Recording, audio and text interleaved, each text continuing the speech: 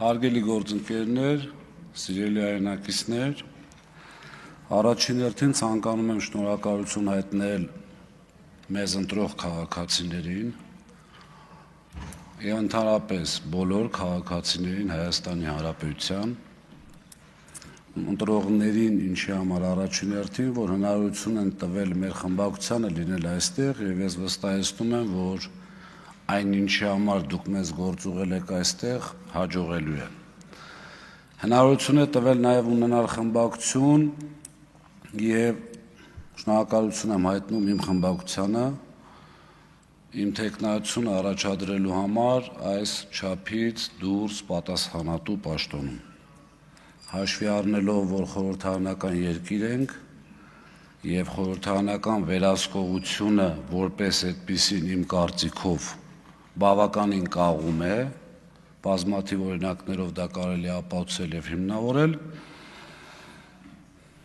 Հիմա շատ կարճ ներկայացնեմ իմ մտքերը տվյալ ոլորտների վերաբերյալ։ Տարածքային կառավարման եւ շրջակա միջավայրի պահպանության հարցերի մշտական հանձնաժողովի գործունեության շրջանակը չափազանց լայն է։ Այն ընդգրկում է մեր համայնքները, մարզերը, ճանապարհները, տրանսպորտը, էներգետիկան, ջրային պաշարներ, ընդերք, շրջակա միջավայր, պետական գույք։ Ուստի այսօր առանձին ոլորտների համադրելու միջոցով ցանկանում ներկայացնել դրանց կարևորությունը մեր երկրի համար եւ ամենակարևորը այդ ոլորտներում ճիշտ կարգավորումների միջոցով մեր ցանկացած Հայաստանը։ Հարգելի գործընկերներ, ձեր ուշադրության առաջին հերթին հրավիրում եմ տարածքային կառավարման եւ տեղական ինքնակառավարման համակարգին։ 2011 թվականից սկսած համայնքների միավորման արդյունքում թիվը 915-ից դարձել է մինչև 70, արդյունքում սակայն փոխվեցին համայնքների չափերը, քարտեզի վրա երկրի վարչատարածքային բաժանումը, սակայն ցավոք չփոխվեց բովանդակությունը։ Խոշորացման նպատակը պարզապես համայնքների թվի կրճատումը չէր։ Այն պետք է ստեղծեր կառավարչական ավելի մեծ կարողություններ, ապահովեր մարդկային ֆինանսական ռեսուրսների արդյունավետ օգտագործում, բարձրացրեր հանրային ծառայությունների որակը եւ ամենակարևորը իրական լիազորություններ եւ համապատասխան ֆինանսական միջոցներ ապակենտրոնացներ դեպի համայնքներ։ Այդուհանդերձ դիմերը պետական կառավարման ստորաբաժանում չեն։ Կենտրոնական իշխանության լծակների ընդլայնումը, այդ թվում նաև ժամանակավոր պաշտոնակատարի նշանակումը վարչապետի կողմից եւ մի շարք այլ մեխանիզմներ լրջագույն հարցեր են առաջացնում տեղական ինքնակառավարման մասին միջազգային խարծերով երաշխավորված տեղական ինքնավարության եւ ժողովրդավարության լեգիտիմության սկզբունքների տեսանկյունից։ Մենք բոլորս տեսել ենք, թե ինչպես է տեղի ունենում այդ չարադառնալով այն նպատակներին կամ այն ձևերին, որով ընտրված համայնքապետերը հեռացվում են, իմ կարծիքով սա պետք է չեղարկել եւ ուղղակի հեռացնելուց հետո ընտրական օրենսգրքի սահմաններում նշանակել նոր ընտրություններ կամ համայնքի հավաքանին իր, այսպես ասած, եթե հնարավոր է իր լիազորությունները իրականացնի։ Սա միանշանակ անհրաժեշտ է փոխել։ Մեր նպատակը պետք է լինի մարդկային կարողություններով զարգացած ֆիսկալ ինքնուրույնություն ընդլայնած բնակչին մոտ եւ որակյալ ծառայություններ մատուցող ուժեղ համայնքը։ Վերաիմաստավորման կարիք ունի նաև մարզպետի եւ մարզպետի աշխատակազմի դերը։ Մարզպետարանը պետք է աշճանաբար վարչարարող մարմնից վերածվի տարածքային զարգացման իրական կենտրոնի, համադրելով համայնքային, մարզային եւ պետական զարգացման ծրագրերը, ձևավորելով մարզի երկարաժամկետ առաջնահերթությունները եւ նպաստելով ներդրումների ներգրավմանը։ Մարդու աշխատանքի կրթության եւ տնտեսական գործունեության եւ որակյալ հանրային ծառայություններից օգտվելու հնարավորությունները չպետք է սկզբունքորեն տարբեր լինեն միայն այն պատճառով, որ մեկը բնակվում է Երևանում, մյուսը մարզկենտրոնում, երրորդը սահմանամերձ բնակավայրում։ Ուժեղ համայնքը պետք է լինի մեր մարզի, իսկ ուժեղ մարզերը համաչափ զարգացող Հայաստանի հիմքը։ Սիրելի հայրենակիցներ, տարածքային զարգացման մասին խոսել հնարավոր չէ առանց ժամանակակից տրանսպորտային ենթակառուցվածքների։ Ճանապարհատրանսպորտային համակարգի կառավարումը ասֆալտի կառավարում չէ։ Հայաստանում պետք է ճանապարհաշինարարությունից անցում կատարել ճանապարհային ենթակառուցվածքների ամբողջական կառավարման մոդելի։ Ճանապարհը չպետք է ավարտվի շինարարության ընդունման ակտով։ Յուրաքանչյուր ճանապարհ պետք է ունենա իր ամբողջ կենսացիկլի համար պատասխանատու կառավարում, նախագծում կառուցումից մինչև մշտական սպառկում, անվտանգություն, լուսավորություն, կլիմայական եւ բնական ռիսկերի կառավարում ու արտակարգ իրավիճակների արձագանքում։ Սա թույլ կտա նաև առանձին ճանապարհների կառավարումից անցնել ճանապարհային ցանցի որպես միասնական ակտիվի կառավարման, տվյալների հիման վրա կառավարելով դրա վիճակը, անվտանգությունը, բեռնվածությունը, սպասարկումը եւ ներդրումային առաջնահերթությունները։ Հյուսիս-հարավը երկաթուղային հաղորդակցությունները, սահմանային ենթակառուցվածքներն ու ապագա լոգիստիկ կենտրոնները պետք է դիտարկել ոչ թե որպես իրարից անկախ ծրագրեր, այլ որպես Հայաստանի միասնական տրանսպորտային ռազմավարության մասեր։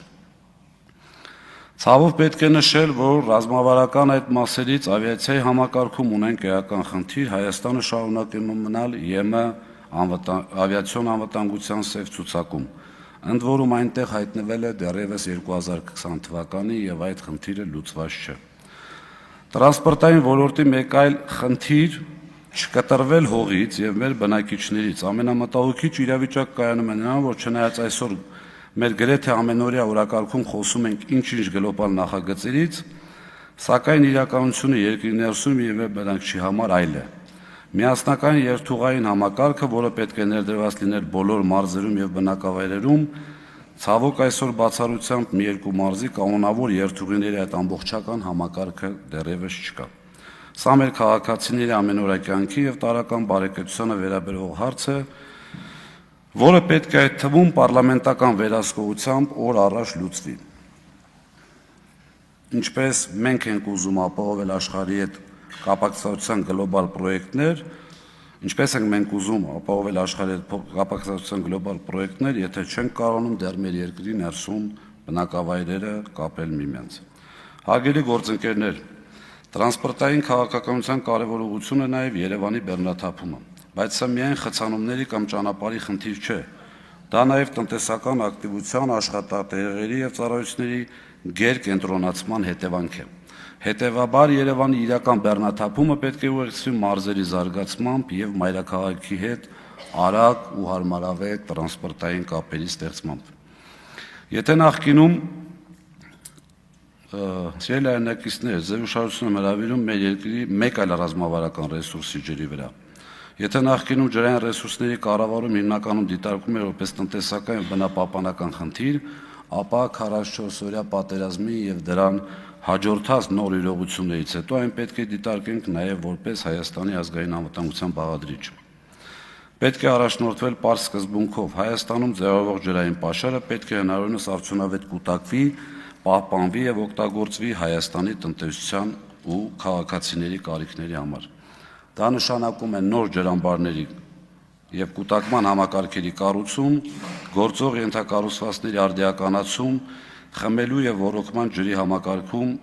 կորուստների հետեւողական կրճատում։ Այսօր ցավով եմ արձանագրում, որ հայտարարված 17 ջրամբարի կառուցման ծրագրից մոտարապես մինչև 1 տարի առաջ կառուցվել էր եւ ավարտվել էր միայն մեկը։ Կլիմայական փոփոխությունների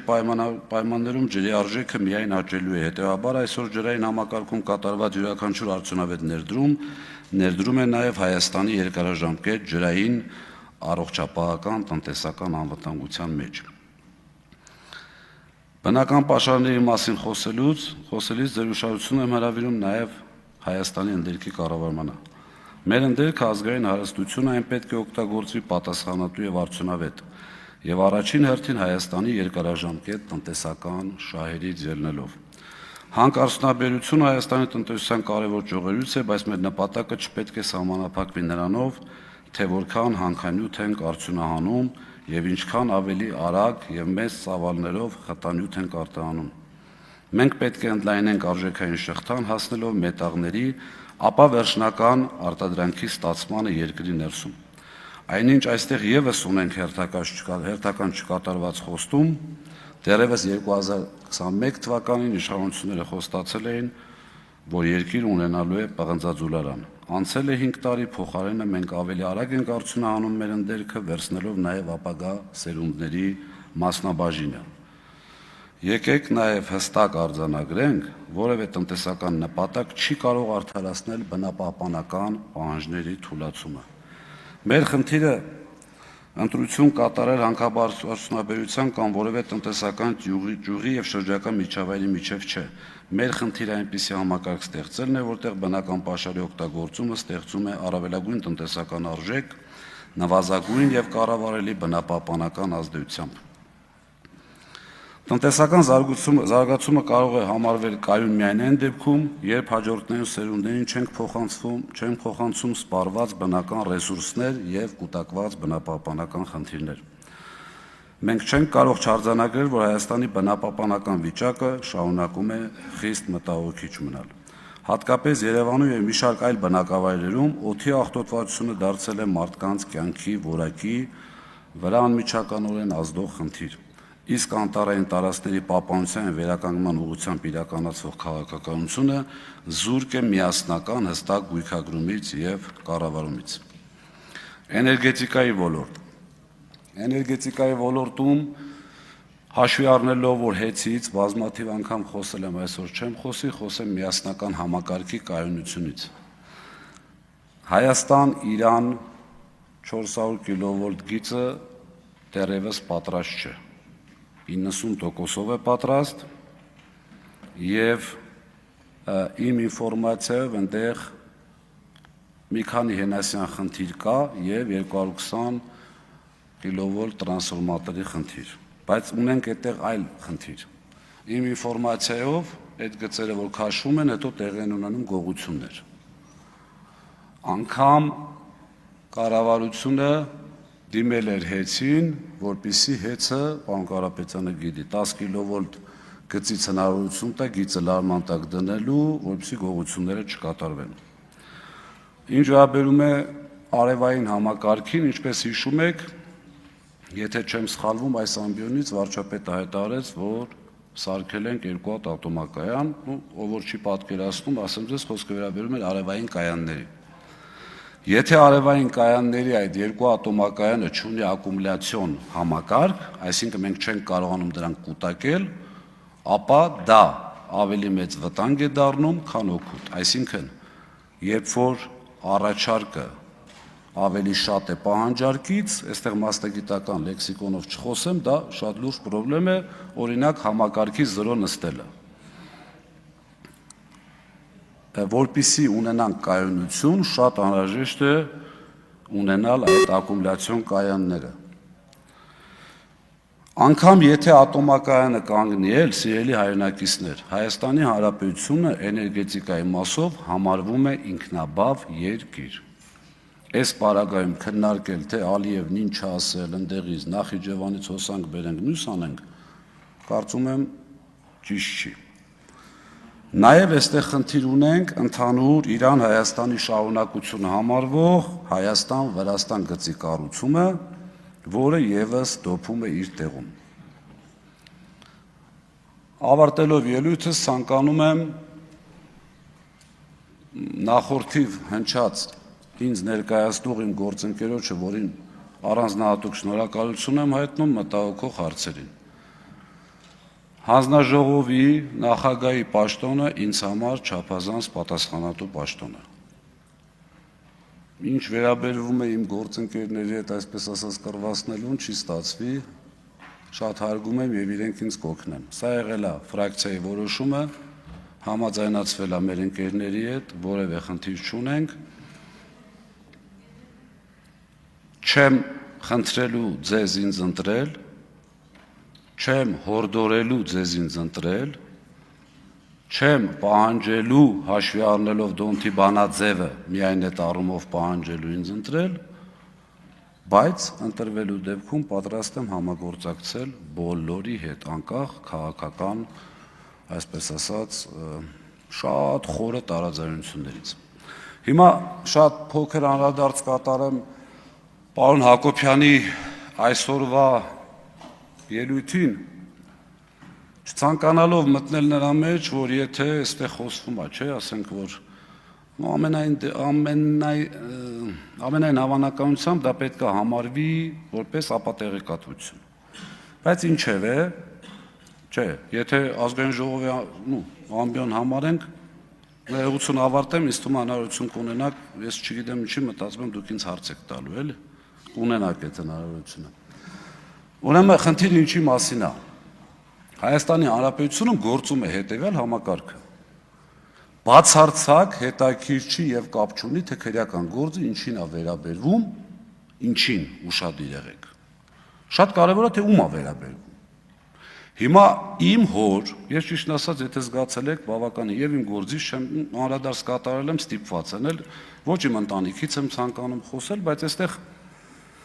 միջև անդրադառնալ է դատական գործին, այստեղ շատ պետք է հետաքրքրել, մամուլով տարածվեց, ճիշտ է մենք դեմ ենք, բայց չենք կարող այդ ամեն ինչին փակել, ես էլ մի քանի անդրադարձ կատարել եմ, իշխող ֆրակցիային ինչ-որ երևի տեղյակ եք ինչի մասին է խոսքը, դրա համար ձեզ չհետաքրքրեց, թե 50 եւ ավել տարվա Երևանի պետական համալսարանի շատ դժվար է ինձ խոսել, որովհետև միգուցե կարծեք սուբյեկտիվ է, բայց կարծում եմ այստեղ շատ մարդիկ կան նստած, որոնք ավարտել են այդ բուհը եւ այդ ֆակուլտետը, ամեն դեպքում կարող էր հարց առաջանալ, բայց դա ուղղակի հռետորական հարց եմ տալիս, դա ձեր խղճին, թե ինչու սեպտեմբերից չի երկարացվել պայմանագիրը։ Տենց ունեմ ես միտք ու շատ համոզված միտք ինչի համար չի եղել, բայց խնդիրը այլ է, երկու ճանապարհ կա։ Ապօրինի գույքի այսպես հարուցելու վերաբերյալ։ Մեկը քրեական գործով անցնելու դեպքում է, երկրորդը ՕՀՄ, որը իմ կարծիքով բացարձակապես այսպես իշխանությանը լծակ տալու ուղղակի խնդիր է։ ՕՀՄ-ն բոլորս գիտենք ոնց է լինում, ինչ որ մի օպերատիվ մարմնի աշխատող մի հատ զեկուցագիր է գրում, ասում է, «Այստե տենում եմ ոնց որ խնդիր կա»։ Այդ գործը գնացել է դատարան, դատարանը քննել է, մի քանի նիստ հետո դատախազությունը գնաց այդ գործը հետ է վերցրել։ Չի կարճվել, դատարանը որոշում չի կայացրել, գլխավոր դատախազությունը գործը հետ է վերցրել, ըստ իս հասկանալով, որ չի ստացվելու։ Եվ այստեղ կարևոր հանգամանքը Գագիկ Ղազինյանին կամ Դավիթ Ղազինյանին ապօրինի գույքի խնդիր բացելը չէր, ոչ էլ վերջնական նպատակն է, որովհետև չկա այդպիսի բան։ Խնդիրը ուշադրություն, հմեկով մեծ ռեպորտաժ պատրաստելն է, որովհետև հմեկով այդ ռեպորտաժը պետք է գնար, որովհետև իշխանությունը չունի այդ մտածելակերպը, որ չի կարելի առանց գործը քննելու, չի կարելի առանց գլուխ գովար չհամարեք բարի համբավ ունեցող մարդու գործը քննելու հմեկով, հետևից սատելիտ ուժերով, բլոգերներով վերցնել, ասել անցնում է ապօրինի գույքով։ Սա առաջին մասով, երկրորդ մասով, այո, իմ հայրը լինելով Հայաստանի Հանրապետության միակ իրավաբան ակադեմիկոսը եւ բազմաթիվ այլ պետական պարգևներ ունենալով հանդերձ, իմ դատի օրը ասել է, որ շատ զարմանալի է, բայց կա արդարադատություն։ Մենք երբևէ, այդ թվում նաեւ ես եւ կարծում եմ նաեւ իմ գործընկերները չենք ասել, որ չկա 100%-անոց արդարադատություն։ Ի ուրախություն մեզ, ի տխրություն իշխանության, այո, կան դատավորներ, ճիշտ է, շատ քիչ են, բայց կան դատավորներ, որոնք չեն ենթարկվում։ Եվ ամենակարևոր հանգամանքը, հիմա եթե օրենքի ուժով Ղազինյան, մենք այսինքն իմ հայրը լինելով իրավաբանության ժամանակակից, այսպես ասած, մի բազմաթիվ օրենսգրքերի հեղինակ, ընդհանրապես անկախության ժամանակվանից այստեղ ունենք երջանկահիշատակ Էդվարդ Եգորյան, որը մասնագիտությամբ իրավաբան չէր, բայց պետաիրավականի նախագահն էր, հավաքել էր, այսպես ասած, լավ մասնագետների, այդ ակունքներում կանգնած մարդ լինելով, պետք է երևի ուրախանա, որ օրենքի ուժով պատգամավորի անձեռնմխելիություն ձեռք բերած անձին դատարանը ուղղակի այլ բան չունի անելու, չի կարող։ Չնայած հաշվի առնելով ինչեր է կատարվում, կարող է դա քաղաքական իշխանության կամքը լիներ։ Ամեն դեպքում կարծում եմ, որ այո, շատ փոքր տոկոսով կա արդարադատություն։ Եվ Աստված չանի, որ այդ փոքր տոկոսը զրոյանա։ Հիմա պատրաստ եմ պատասխանել ձեր հարցերին։ Տեխնացուին հարցեր տալու համար կարող եք գրանցվել, հարգելի գործընկերներ, գրանցում։